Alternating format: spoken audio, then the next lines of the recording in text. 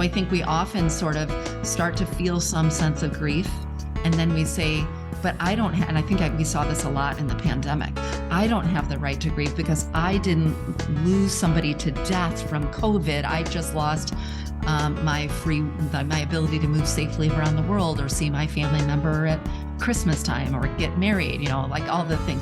So I think we grieve in both directions. Welcome to the Heart of Hospice podcast. I'm Helen Bauer. Today's guest is Lisa Keefauver, social worker and widow turned grief activist and host of the Grief is a Sneaky Bitch podcast. Whether you're a family caregiver or an end-of-life professional, the Heart of Hospice is here to enhance your hospice experience by connecting you with information you can use about end-of-life care.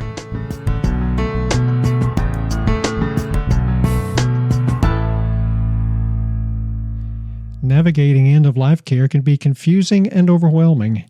Hospice Navigation Services can help. Hospice navigators are hospice professionals with at least 10 years of hospice experience, trained to provide accurate, unbiased information.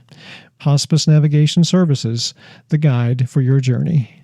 I have an irreverent, funny, real guest today. My guest is Lisa Keefauver. She is the founder of Reimagining Grief. She's host of the top-rated podcast, Grief is a Sneaky Bitch. I think that's the first time we've ever said bitch on the podcast. Awesome. She's also an adjunct professor of loss and grief at the Steve Hicks School of Social Work at the University of Texas at Austin. She's on a mission to transform and expand our understanding of grief and to change the lives of individuals, communities, and organizations along the way. We had a wonderful discussion. You're going to love her. So without further ado, here is social worker and Reimagining Grief founder, Lisa Keefauver.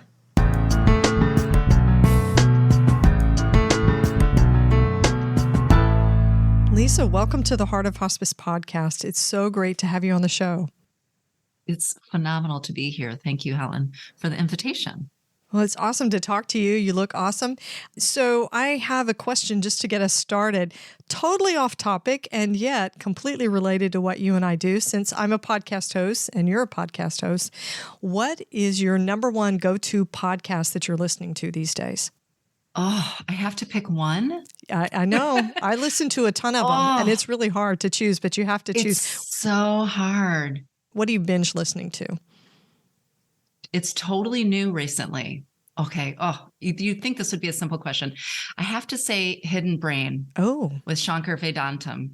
He has on these incredible guest sociologists, psychologists, scientists, and you would just teach us something about the human mind, about relationships, about interactivity, about learning. So that's sort of the nerdy part of me that is just like, I will sort of binge listen to things and then start diving deep on the internet to look into people's articles and stuff. So that's my most recent bingey. That's a good one. Podcast. Yeah. What about, do you have a guilty pleasure podcast like true crimes or serial killers? I did listen to Serial back in the day years ago. I really don't. You're going to hear today, this work that I do isn't just my work. So I'm always listening to also, I love TED Radio Hour. So I'm always a learner too, where they sort of compile different TED Talks. Mm-hmm. I listen to We Can Do Hard Things, of course, Glennon Doyle and Abby Wambach and others. So I'm always listening to something either in the sort of science space or in the sort of mental wellness in the sphere that I am listening to here. So I haven't really given myself the chance to sort of have a guilty pleasure podcast. But now that you say that, I'm going to think on that. I'm going to think about adding that to my repertoire. Yeah. I think there's one on Charles Manson that I listened to for a while and then eventually you have to cut it off and clear your head and go back to who you are. And Exactly. I feel like I carry so much, of course, the work that I do can be quite heavy. The topics that I cover as a professor, as a podcaster, as the work. So sometimes I don't like to also listen to or read kind of dark, heavy things. I kind of either veer towards a learning space or towards kind of, just playful kind of, to be honest, on TV, I've been binge watching a lot of stand-up comedians lately, just for a little balance, because that's what life is, right? Finding balance, the both and of life. Yeah, I like it. Well, you have an amazing repertoire and career and projects. So we're going to start with the big one, Reimagining Grief, your organization. How did you come to found Reimagining Grief, and what work are you doing there? Yeah. Isn't it funny when you think about these stories of your lives, where you sort of think about how would you go back and take the thread through of how you got to some place, sort of like what it is. Right. It's never simple. It's never simple. So I'm saying all of that to sort of preface that I'm going to try to be succinct as I can. Logistically, Reimagining Grief is the company that I founded in 2019. But it comes from this career I've had as a social worker. I was a clinical social worker, trained in narrative therapy, working in nonprofit spaces across the span of a few decades: foster care, adoption, crisis intervention, public housing, family services. So I'd spent a lot of time both doing clinical work, but also building programs. I was the co-founder of a nonprofit in cancer care. So I had sort of been in the space of both building, being a speaker, an advocate, but also a clinician. And of course, in all of those spaces, watching and recognizing the different forms of grief that people are experiencing, but most profoundly, the ways in which my profession, social work, but really, in my opinion, all of the helping quote unquote professions, and of course our broader culture, were really not naming a lot as grief. So I had the suspicion all along that we were missing something in our support of people. We were sort of pathologizing people. I just had this sort of like professional suspicion all along. Then along that same path was, at the height of my sort of clinical career as a clinical director, was the death of my husband. And we were quite young. I was 40, he was 44. Misdiagnosed for a year by doctors, finally to find out he had a grapefruit-sized brain tumor. And within 2 weeks, he had died in my arms. And so when I went back to work, I recognized, again, people, even in the helping professions, didn't know how to name grief, recognize grief, support in that way. We had a 7-year-old daughter. The services for her were quite lacking.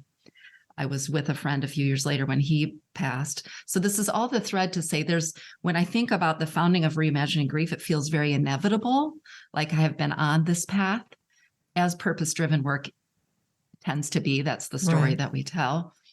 So that had been happening all along. I had relocated. I had co-founded this nonprofit with a young woman in cancer care. I was doing some different mission work, more as a speaker, a writer, an advocate. And the real pivot point, even though there was all these little seeds that had been planted, along those years, both in my professional and personal experiences of grief, and then the different skills I had developed as a writer, a speaker, a clinician. In 2018, I had quite a scary medical scare and ended up having surgery, and it turned out to be fine.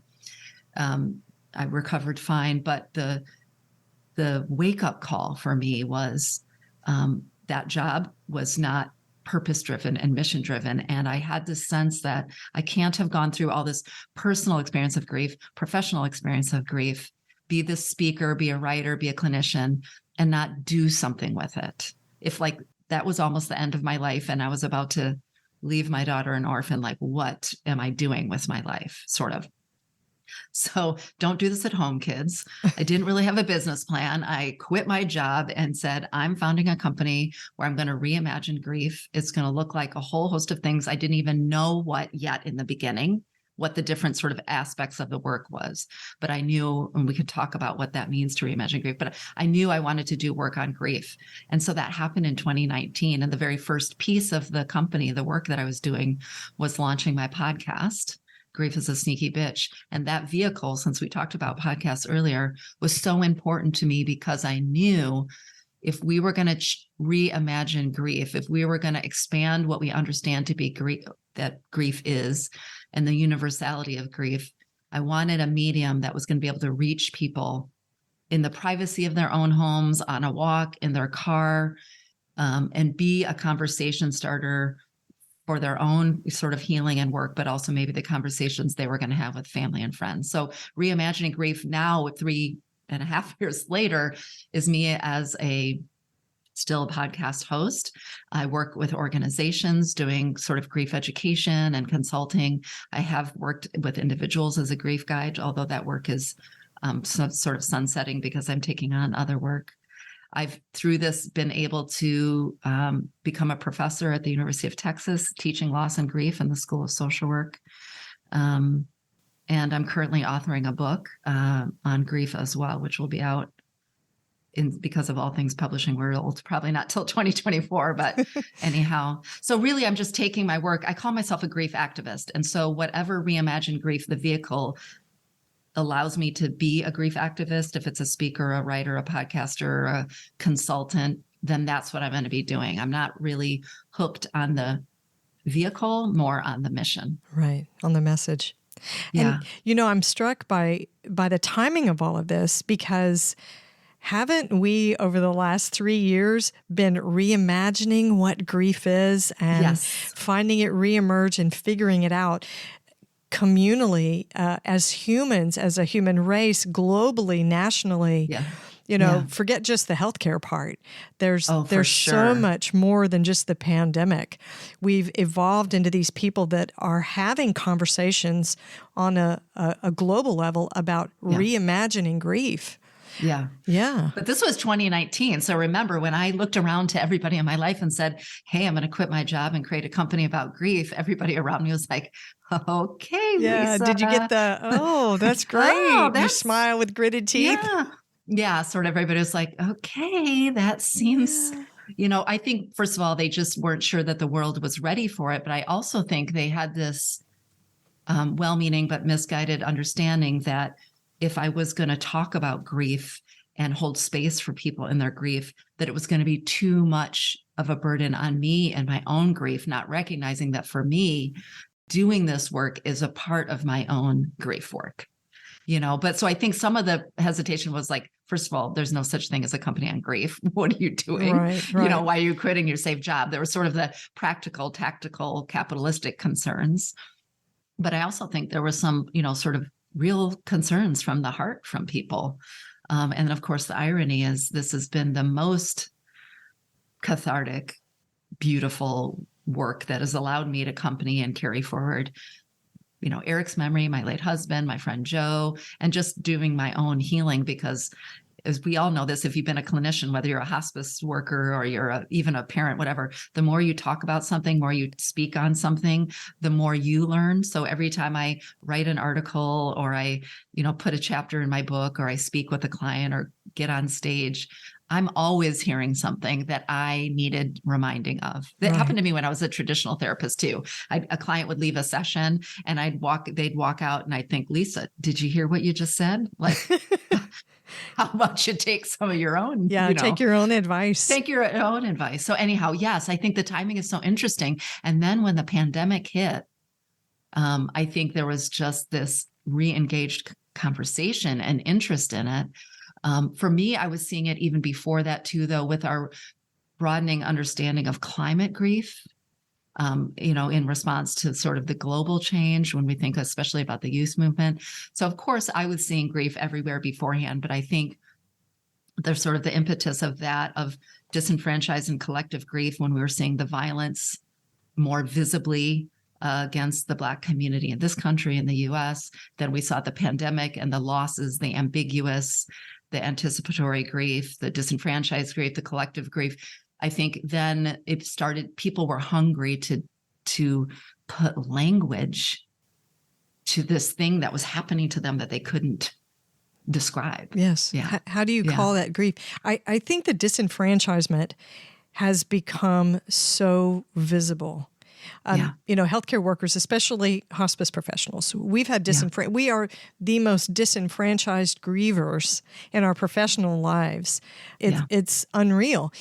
People think, I guess it's kind of like when you said, oh, I'm going to start this Reimagining Grief company, and people are like, oh yeah, really? That sounds like it's going to be terrible for you. And I think people look at hospice professionals the same way. We learn from every patient, but we carry a little bit of their family's grief of with us course. everywhere we go. So this disenfranchisement, first of all, with the work that we do, and then it became industry-wide across the healthcare continuum. Because even as a consultant, so I wasn't working in the field at the time, but to know in the news, to hear that there were ICU nurses that were being spit on outside the hospital. And I'm looking at my colleagues and I'm thinking, I'm not doing anything. This kills me that you are suffering like this, that nurses are dealing with this, and hospices are understaffed and their patients are dying by the dozens. Incredible disenfranchised grief. And I think you're right, looking at climate grief and now looking at the political climate here in the United States, I think there's a grieving over our sense of security and our sense of self. Oh, yeah. Even among families. For sure. Because of the dysfunction and the disagreements, we've become so disenfranchised from each other and grieving over these relationships. Absolutely. And disenfranchised grief comes, both the source and the impact and the outcome is so varied. So it's sort of like that could be its own episode. But one thing I want to just sort of offer or build on to what you were saying, which is, I think, culturally writ large. So when we think about sort of Western secular culture, but also different subcultures like medical culture, et cetera, have certain ethos that hold us to some unrealistic account about how we might feel or navigate or operate. And for people sort of in the medical community, especially if you work in ICUs or you work in hospice, I just had a pediatric ICU nurse on my show recently talking about this. And I think there's some assumption that, hey, if you're going to go into this work, you don't have a right to suffer or grieve because of your patients because you chose it, which is, of course, absolutely ridiculous. Right. But then there's no safe space to sort of process or set down the grief because the people around them or us sort of think like, hey, you chose this, suck it up, buttercup, sort of mentality. So I think there's the external pressures for a lot of us. That's just one kind of disenfranchised grief, obviously. But I would also add that because we breathe the air and swim in the water of our cultures, our subcultures, our broader cultures, our family cultures, et cetera, we often disenfranchise our own grief, right? So we are often minimizing or doing what I call grief thieving. Well, mine is not as bad as somebody else's, and so I'm not going to give space for my grief, or I don't have time, or so-and-so is bothered when I express my grief. And by the way, grief is not just our emotional domain. It impacts all 5 of our domains. But anyways, so disenfranchised grief, though, is I think people are starting to recognize it alongside all these other kinds of griefs, the ambiguous losses of this sense of safety, when we thought just touching our groceries was going to possibly get us sick or kill somebody else, right? Exactly. And we can grieve these things that we expect to have and don't get, including a sense of safety in the world. So we can grieve losses as a result of the pandemic. So these conversations are coming into the fore, which makes me happy. I still think there's a profound amount of grief illiteracy. And really, when I think about the work that I'm doing with Reimagining Grief, is trying to create a more grief literate world, because I think grief is hard. There's no way around that. I wish I could make it easy. It just isn't going to be easy. But I think collectively, individually, culturally, collectively, we suffer unnecessarily as a result of our grief illiteracy. And so I'm heartened that I think this time in our sort of the human continuum is inviting us to have more of these conversations and to be curious. I still think we have a long, long way to go. And I think there's still a lot of unnecessary suffering for us, again, at the individual level and the collective level. And I'll say one more thing on that, which is because of our grief illiteracy and the misunderstandings we have about grief, the disenfranchisement, it's not just that it's me who suffers, or my daughter who suffers, or you who suffers, or your family member who suffers. Those beliefs find their way into policies and find their way into systems. And then those systems reinforce and double down and disenfranchise and cause unnecessary suffering. So part of my work as sort of a grief activist, from the sort of individual all the way up to the collective, because even if we can kind of come to understanding, if the systems are systems of harm, policies and cultures of harm, it doesn't matter how much it's good that we've come to some peace and acceptance and self-compassion about our grief. But, if we're living under some systems that are enacting harm, then it's just not, that's why I sort of called myself a grief activist. It's like, I want to take it to all levels. Yeah. So do you think there's some grief intolerance? I'm worried about the climate, but you're not, or you're moved by the racial tension in the Black Lives Matters movement, but I'm not. And it goes back to the pecking order of grief, right? If there's a Hallmark card for it, then it's worthy of something. Yeah. Oh, speaking of which, that was one of the other things I did when I founded Reimagining Grief, is I designed a line of empathy cards because I was so frustrated by the harmful language, frankly, in them. Yes. I think there is something, I don't know if I would call it a grief intolerance. I think we're grief intolerant, again, collectively as a culture. So I think we don't even name so much of things as grief. We name them as pathological, but when they're really actually normal responses to loss, because grief is a normal response to loss. It's just the loss that we've defined as being acceptable for grief is very narrow. Very it's small death. box. It's death, and it's got to be death of somebody, like that's right. it, and it can only last for certain, there's a lot of things. So I think there's that. I think we do something called grief thieving, and we do it in both directions. So we might say, I can't believe that person's complaining about their loss of navigating the world safely, or around the loss of their job, or the loss of a marriage, when I've lost a child, a husband, a home, whatever. So I think we grief thief sort of outwardly, meaning we pecking order or rank order or prioritize and judge others. I think we also do it in the reverse. So I think we often sort of start to feel some sense of grief, and then we say, but I don't and I think we saw this a lot in the pandemic. I don't have the right to grieve because I didn't lose somebody to death from COVID. I've just lost my ability to move safely around the world, or see my family member at Christmas time, or get married, like all the things.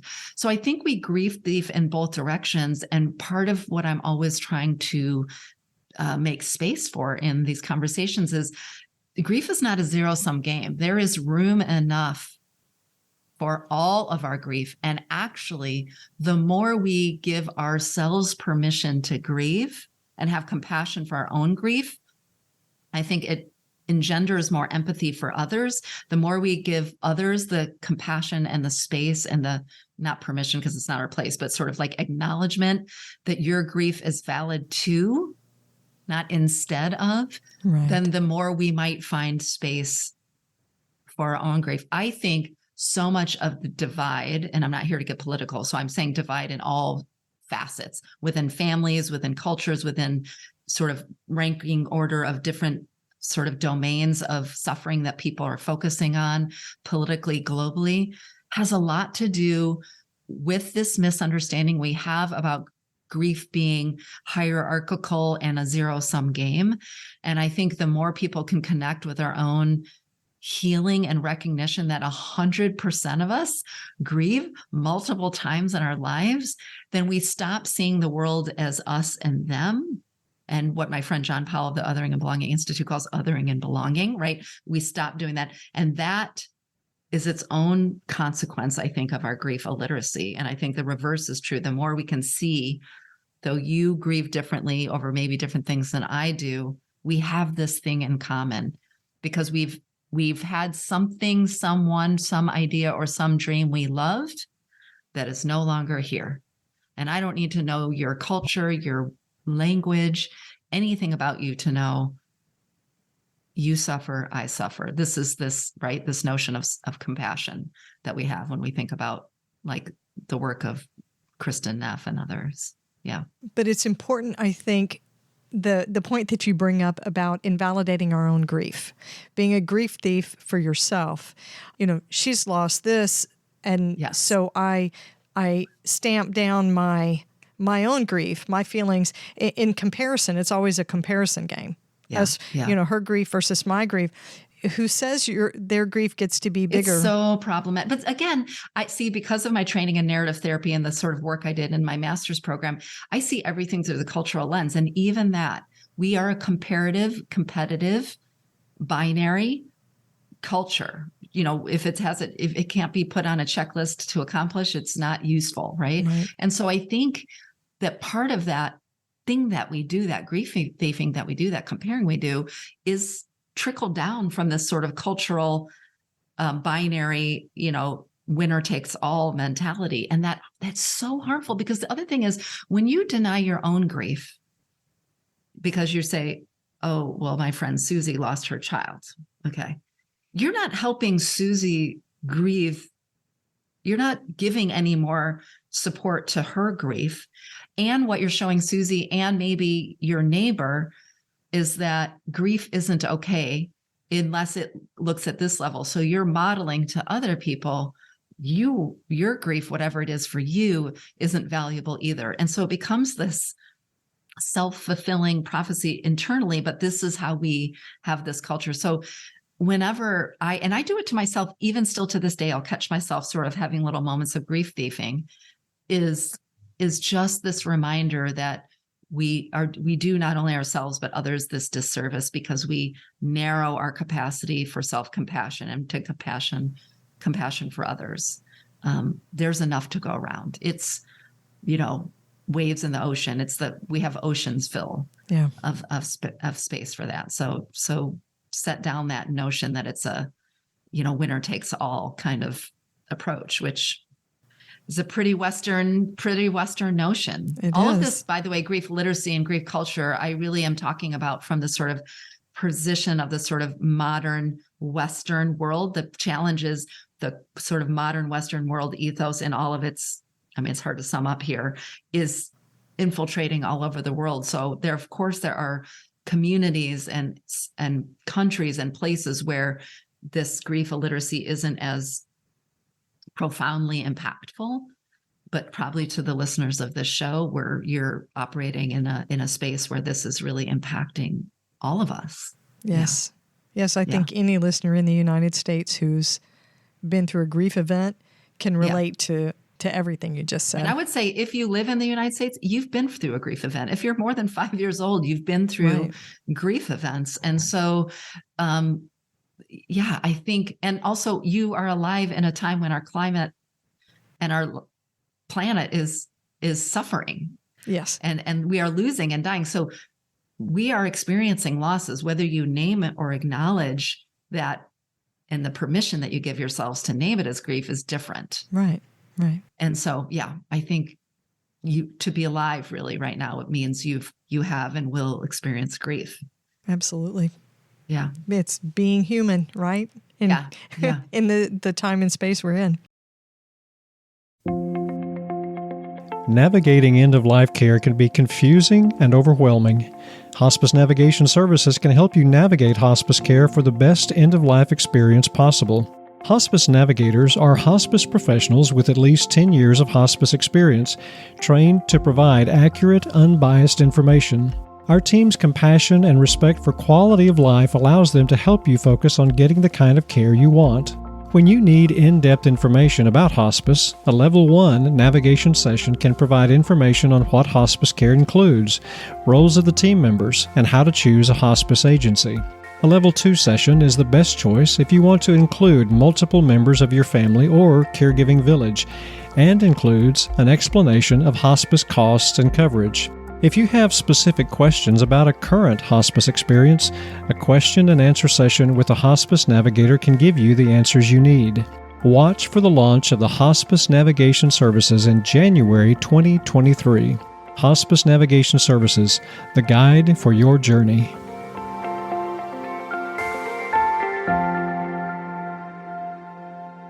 So I want to switch gears a little bit. We're going to get a little irreverent, which is awesome. Yeah, that's one of my favorite ways to be. Your podcast is called Grief is a Sneaky Bitch. I have to say, I don't know that we've ever said bitch on the podcast before. It feels a little bit freeing and empowering. Cheeky. Little cheeky. How did you get to that name? I know, isn't it? The name came a few years before the show even came to be, as happens often in life, these kind of pivotal moments, and they plant these seeds. As I said, I just think about this as coming along the way. As I mentioned, in 2011, my husband, Eric, passed away. And we were a part of a group of couples, as you are when you have young children. And it was 8 couples and then 7 couples in Lisa. That's what I jokingly referred to the sort of group of people. And they were amazing and lovely and did their absolute best to support me and to support my daughter. I'm so grateful. And I found myself really wanting to make friends with different people who didn't know me in the before, sort of who didn't know me as the widow. Although when I was introduced to this friend I'm going to tell you about, our mutual friend said, "This is Lisa. And oh, by the way, her husband just died." That's how she introduced me at the party. Anyway, so I became friends with this woman who was immediately irreverent and cheeky herself, but also had experienced profound loss herself, a full-term stillbirth and other loss events. And so we had this sort of deep connection. So I find myself maybe a year and a half, I wish I should do the math a little bit better, maybe a year and a half, 2 years after my husband's death, I'm at a party at her house, mostly people I don't know. I know her and her husband and a few other people, and I'm laughing, and we could talk a whole nother show about the surprise of when joy first comes in the wake of loss and how overwhelming and disheartening in some weird ways it is. Anyways, I'm laughing at this party and blah, blah, blah. And I go to reach into my purse. So this is 2013, let me say, never had printed photos anywhere. Like I was just, we were already in the age of, just a million phone photos. And I went to reach in my purse for something. And for some reason, I still to this day don't know how it got there. There was a printed out picture of my husband and I in my purse. I was going to get something, I don't know. And I pull out the picture, and in the middle of the party, mostly full of strangers, I just start weeping, just like banshee crying, just, Ugly slow cry. with the tears, ugly crying, And, Autumn sees me and kind of comes over to me, and we kind of, walk into the corner, and I just looked up at her and said, and I don't know where it came from, I just said, "Grief is such a sneaky bitch." And she just nodded her head because, of course, she'd had similar experiences over the death of her son.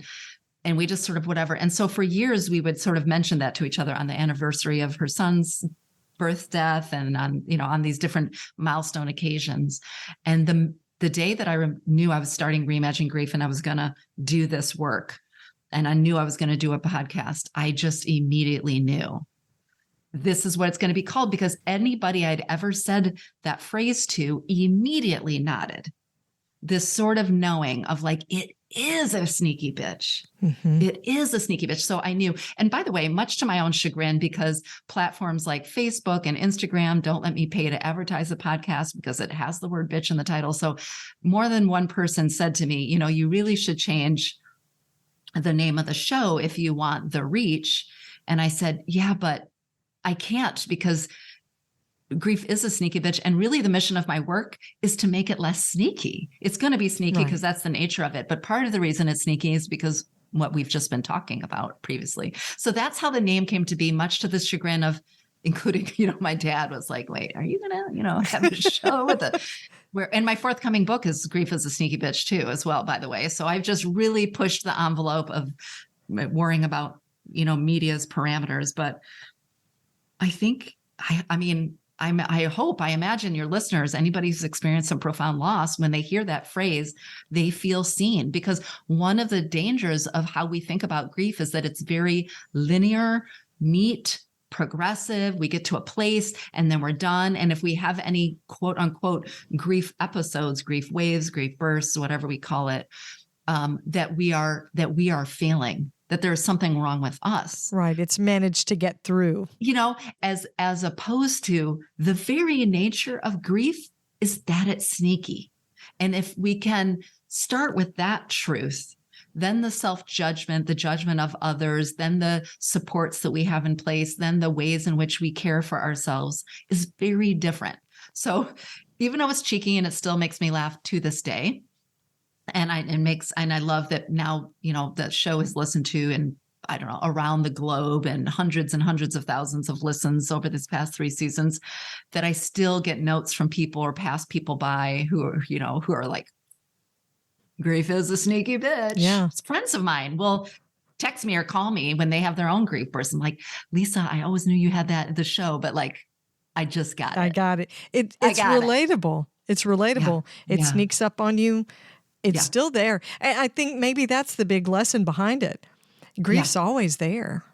We're always, if it's a profound loss, this is one of the myths that we have, is that we will be done. Yeah. Which is where we come with this move on culture, which not move on, people move forward. We're changing, we're evolving. Our story is metabolizing our grief. But if it's a profound loss, it's a part of our story. So it's never going to be gone. Our relationship to it is going to be different. But it's not going to be gone. And so, yeah, I think naming that word, that it's a sneaky bitch, is just a helpful. And of course, I always love to pair humor and, frankly, profanity. I find profanity sometimes used precisely as therapeutically valuable. I don't know that there's data research out there, but I really hope there is a researcher out there. I find it, valuable at times. But I liked the juxtaposition of the kind of humor and the profoundness and the heaviness of grief, because I think we need that in order to make room for it, right? If it's too much of all one thing, if it's too much heaviness, sometimes we have a hard time stepping into it. But that also has, I feel, opened a door for some people to kind of step into conversations around grief, because there was this sort of disarming, cheekiness about it. And hey, if we get one more person willing to listen or reflect or think or have a conversation, then to me, that's winner, Well, if humor is something that's woven through the fabric of our entire lives, why shouldn't it be part of Absolutely. the deaths we experience and the grief we experience? I think that socially in the United States, I mean, Ricky Gervais. Yeah. Oh, I can't remember it. his show Afterlife. Afterlife. Is so good. Awesome. Oh, And now Dead to Me on Netflix. yes, I know. And I it's love it dark too. and there's profanity, and they are hilarious. The humor that the women use in these Yes. situations. And it is all about grief. It's focused on grief. Yeah. So I think that's humanly relatable.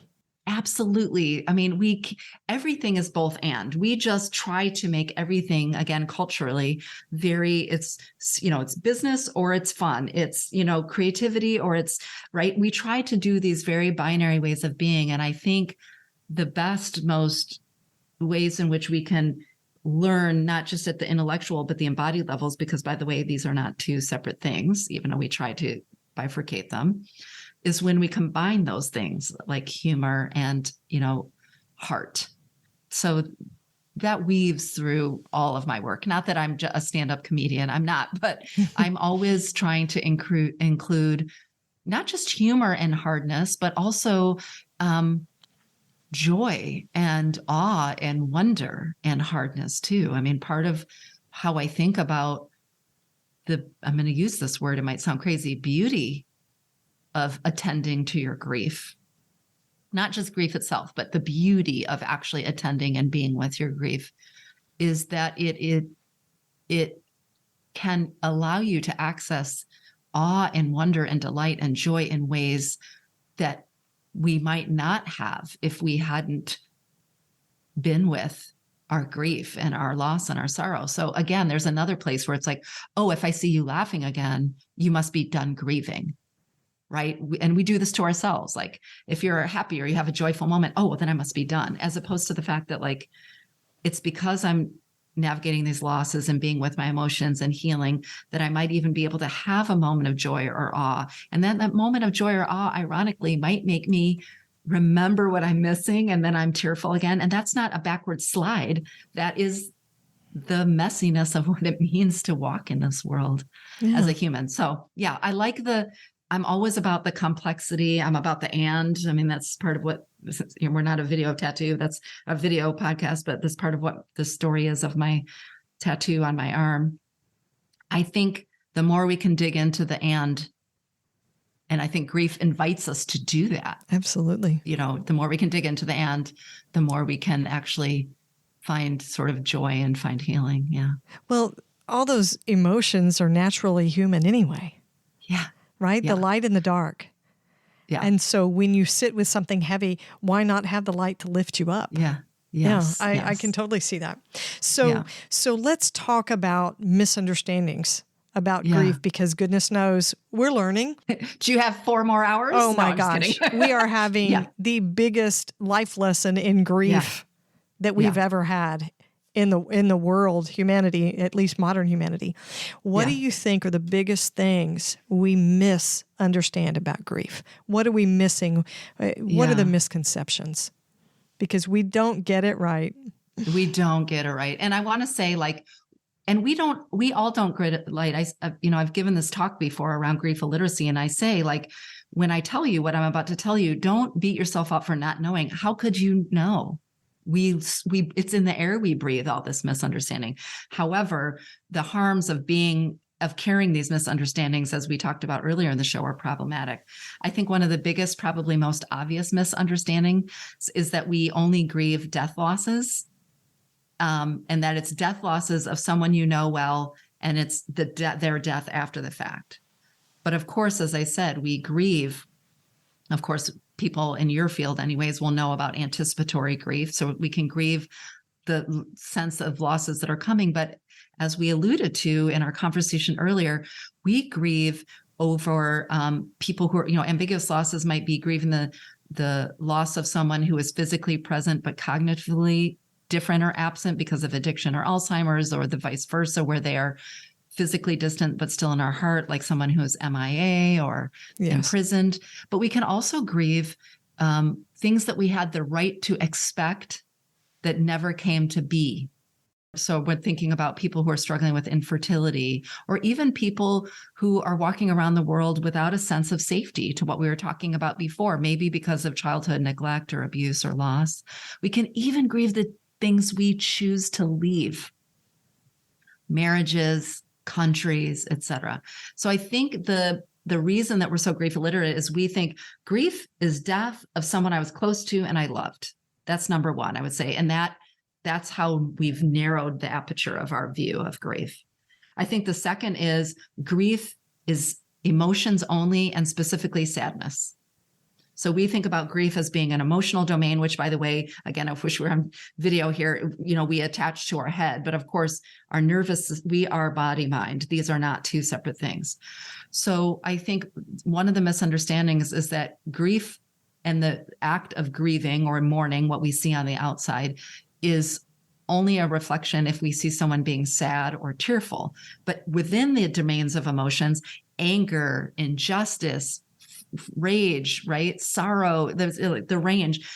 But we also experience grief at the cognitive level, at the physical level, at the spiritual level, and at the relational level. So there's really 5 domains, not just the one.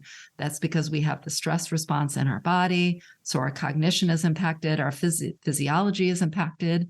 Speaking of hidden brain, I heard a doctor talk about a report about like the effect on the heart of grief. They have like the widowmaker. Yeah. Right? The broken heart syndrome. And the broken heart syndrome, right? So I think a second misunderstanding, it's death. And then the second is that it's just about feelings. Right. And you know how we rate feelings in this country. Squash bottom them. of the barrel, squash, right? I think the third is that it's stage, that it's linear, that it's something you a checklist that you go through, and you go from sort of denial and you get to acceptance, and then voila. And that it looks very neat, and it's, only steps forward, no steps back, as opposed to being the pigpen swirly mess that it is. And we know, of course, now that was not Elizabeth Kubler-Ross's intention, right, around the stages. I also think this is a more subtle one, but I think it can be problematic, is though I think we're starting to accept that grief is universal, I think we make the misunderstanding that then how I grieve is how you grieve. Right. So we don't recognize it as unique. It can be universal and unique. And I think the way that's problematic is even within families, if 2 different people are grieving the same loss and we have different grief styles, and I see you grieving a different way, then I'm making some judgment maybe or assessment that your grief isn't right or my grief isn't right. Right. So I think we don't hold space for the fact that it's universal and unique. I think the final maybe misunderstanding, which is very rooted in our culture, it's not the final, this is the final one I'm going to offer you today. The list is endless, is that grit is enough, that we just need to work hard, bear down, suffer through, move on, and that's the way through this hard thing. That's very cool. We live in a pull yourselves up by your bootstraps mentality. So I think we think about if someone is grieving 6 months later, 2 years later, or having a grieving moment, they're not strong enough. They haven't tried hard enough. Right. There's a weakness attribute. And it's not just that we do it to other people. Hopefully, a lot of us have learned not to have that judgment about other people, but we do it to ourselves. What's wrong with me? I'm not strong enough. I haven't worked hard enough. This must be a sign that I don't have enough grit or determination because, in the middle of a wedding, at a friend's wedding, I burst into tears over the death of my mom that happened 3 years ago. Right. And then we tell ourselves the story of not enough grit. Right. And I think that's harmful. All of those things are harmful. Well, it's the comparison game. Yeah. If my sister and I have lost the same parent, yeah, and she's grieving a certain way or seems to be holding it together that it looks correct, right, then somehow I'm grieving incorrectly. Yes. Insufficiently. Or if she's overly emotional, she's expressing her grief. Because that's her style. Yeah. That's her grieving style. Then which one of us is doing it wrong? Right. As opposed to both and. You're Exactly. both grieving in the way that you need to. By the way, our grief and our entire reaction is so also rooted in our history. So in our physiology, in our attachment, early attachment. There's a lot of research on our the impact on intergenerationally on our ability to our nervous systems and our stress response. So even the expressions of our grief and what we signify as a loss in those nuanced ways is very different. That's the uniqueness part, because we come to each relationship, each dream, each interaction with a different history, both at the history of relationships, like I had 2 parents and I had 7 friends or whatever those things are, but also, physiologically, nervous system, attachment. So that's where that uniqueness is really important. We can't think we learn this is how grief is. And so now I know everything about everybody's grief and how it's going to look. It's it's important to know that and recognize, but I still have to drill down to this individual person, whether we're a grief supporter or to our own individual person, and say, but how does this fit into the bigger picture of all the different things that I've been through that lead me to experience this particular loss in this particular way? Yeah. Interesting. Okay. So we're going to get a little personal. Okay. I see your smile. Yeah. So you've been an experienced griever for several years now. Yeah. What do you find that you still struggle with in your grief journey? Because it's a journey that you will walk for the rest of your life. Oh, for sure. Yeah. Oh, for sure. What do you still struggle with? I thought about that question before, and I'm such a word nerd. I'm a nerd in a lot of ways, but I even almost resist the word struggle. So I'm going to push back against the word struggle. I'll still say it, I struggle, but struggle meaning I don't want others to hear this. And then I think we equate struggle with failure. And I don't think it's a failure that these things happen. I just think it's a hardness. It's hard for me. And so it's not about me, that I'm saying this to other people who are listening who might identify with the things that I share, is that of course we're going to struggle, because how would we know this is hard, right? And we also don't live in a culture that supports the messiness of what it is. For me, I think it's actually that. I struggle sometimes because I don't give myself permission when I'm having moments of intense grief, emotional grief outbursts. And then I end up doing a little bit of that grief thieving or that self-judgment of things are good. Why are you feeling bad. So I think literally it just ironically just happened yesterday. So here's an example. Things are going quite well in my life. It's been 11 years since my husband passed, and about 8 since my friend Joe passed.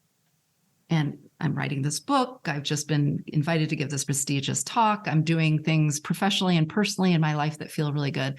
I get myself flowers very often. Eric was someone who bought me flowers for no reason, because that was the kind of guy he was. So since his death, I buy myself flowers quite periodically. And every time I do, I sort of smile and look at the flowers and think about his smile every time he gave me flowers. And I've done this hundreds of times now. And yesterday I walked into the kitchen and I sort of caught the light looking at these flowers, and I just lost it. Just boo-hoo, ugly crying like I was back in my friend Autumn's house. Tears, talking to him, bargaining with him. How come you're not here to see this? And how can I even enjoy any of this success? Because it's in some ways related to the fact that you're gone.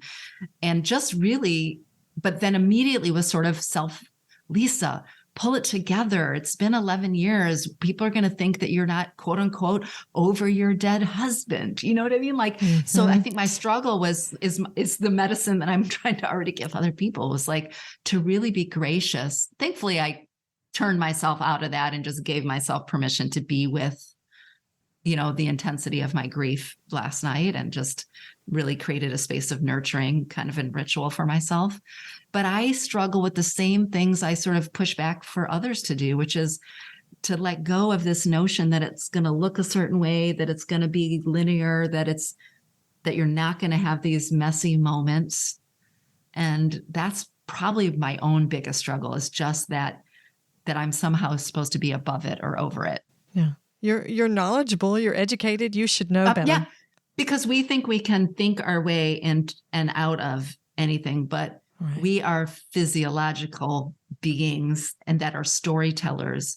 And this story that we're rewriting we're always gonna have these kind of flashbacks of these previous chapters and take them forward with us. And so of course it's going to be messy, but yeah, I think there's a little bit of like, you're, a speaker, an activist in this space. You should, you should know. You should know way better. You should know better, and you should be able to do better. So I think that's where I struggle, and I think a lot of I work with people, again, individually and sort of organizationally, collectively, and I hear that self-criticism a lot of like, they'll even say without recognition, I thought I was doing better, and then I was crying all day Saturday, and I always push back and says, does crying all day Saturday mean you're not growing in your grief, that you're not, quote unquote, doing better? I question that. Like it's some sort of regression. Like it's some sort of regression, because again, that's the false assumptions we have, that it was this forward march. Right. And so I think that's probably a pretty common struggle for a lot of us in our grief, especially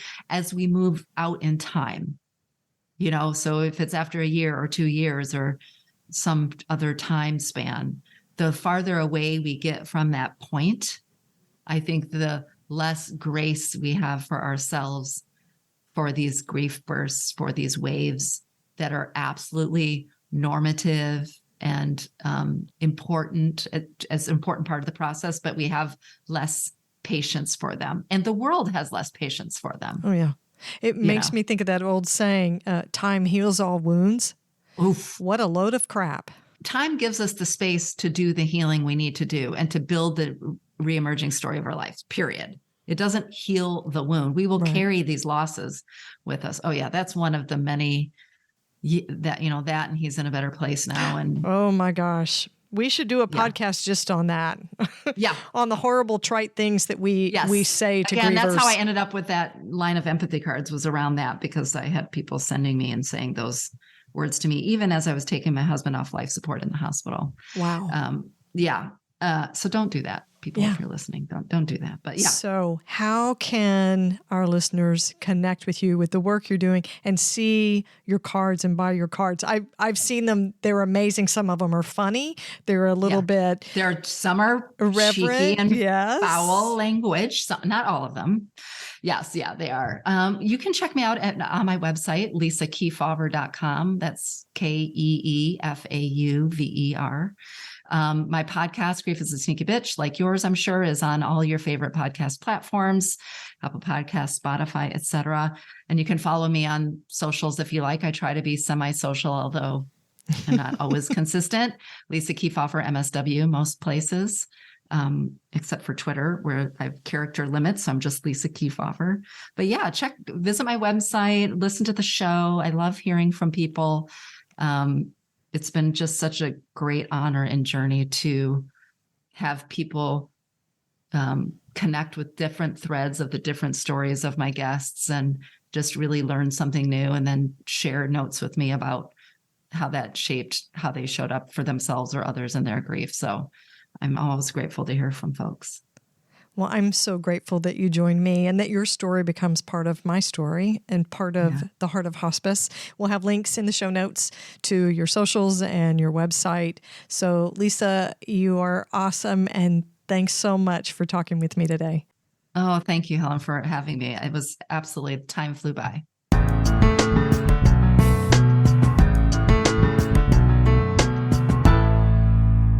There's so much to unpack from my conversation with Lisa. You know, this grief thief concept is so interesting. Since when did grief get to be competitive? It's a human nature thing. To be human is to grieve. Loss is inherent to the human experience. And yet, we're going to prioritize it. And us versus them is the way Lisa said it. You know, your grief is not as important as mine, is not as deep or intense. You don't have the right to grieve. And what she's reminding us of is there is space for everybody's grief, whatever their style is, whatever depth there is, whatever reason, and whatever you're grieving. It doesn't have to actually be a death event. So there's space for everybody. And this thought that we also rob ourselves of the grace to grieve, minimizing, so-and-so lost her mom, so it's more important than the fact that my dog died. And yet pet grief is very real, very real. We minimize that. And the naming of the podcast, hilarious. Grief sneaks up on you and gives you a big pop in the back of the head every once in a while. And it's part of the human experience. And that's why the name of the podcast is so relatable. Grief is a Sneaky Bitch. And also the both and philosophy that she has of grief, how you can embrace the fact that it is so difficult and those waves are going to come, and you can have the joy. You can move forward, as she says, not moving on, but move forward. And the struggle of grief, again, you can be challenged by certain aspects of grief and it can knock you off your feet, but it doesn't mean you're failing at grief. And just because my sister Elizabeth, I do have a sister named Elizabeth, just because my sister's doing a great job one day, looking like she's dealing with it better, doesn't mean I'm failing or losing. There's no win or lose at grief. So good things to remember from our conversation today. I would invite you to check out Lisa's website. It's lisakeefauver.com. Check out the Grief is a Sneaky Bitch podcast. You can find it on Apple Podcasts, Spotify, all the typical platforms where you can listen to podcasts. She's doing great work. Check her out on social media and just allow Lisa's wisdom and knowledge to help guide you through your grief journey. Be sure to catch the next episode of the Heart of Hospice podcast. You can find more episodes on theheartofhospice.com. Don't forget to subscribe on your favorite podcast platform. You can connect with the Heart of Hospice on Facebook and Instagram too, and send your questions or comments to me by email to host@theheartofhospice.com. And remember, no matter who you are or where you are in your hospice journey, you are the heart of hospice.